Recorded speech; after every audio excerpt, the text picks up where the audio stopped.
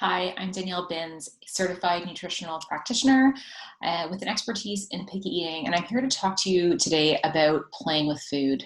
Should they do it? Should your kids be playing with their broccoli? Or should they be sitting proper as they do in with French children? See any French books or French cultures where they talk about how French kids sit properly. They don't play with their food. They don't touch it with their hands. They use utensils. They eat very cleanly and so on, which is fabulous. However, when you have a picky eater, having your child keep their hands off the food is going to work against you. And there's a couple of reasons for that I want to share right now. So, number one, kids learn through play. Everything they do is learning through play, right? Play-based learning. What's interesting though is that eating is one of the most complex things we do as humans. It's more difficult than learning how to walk or talk. And it's the only human task that uses all eight senses, right? Including your sense of smell, touch, taste. Like we need to, when we eat, we get a sense of smell when we eat this.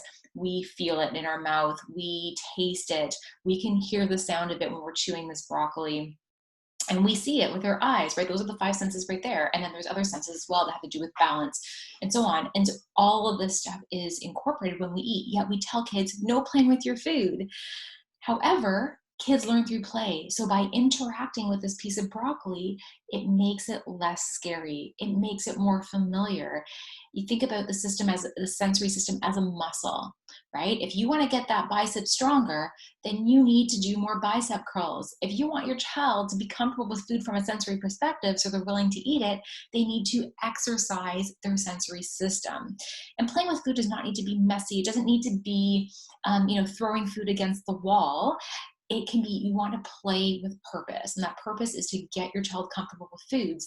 So, what's interesting too is that the research shows that if a child, an older child, let's say a 9-year-old or a 12-year-old, hasn't had the opportunity to play with food and is having trouble with eating, they actually need to go back to that step.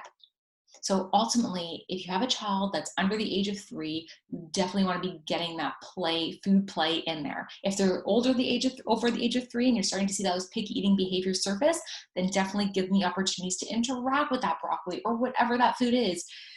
The other reason is that smell and taste are connected. So if a child or a human does not like the smell of broccoli, they're not going to eat it. And that's why when you're sick, it kind of like, it feels like your nose is stuffy and you can't taste food because the two are connected. So, the last thing I want to say about play is that, don't feel like you're being a neglectful parent by letting your kids get their hands on food.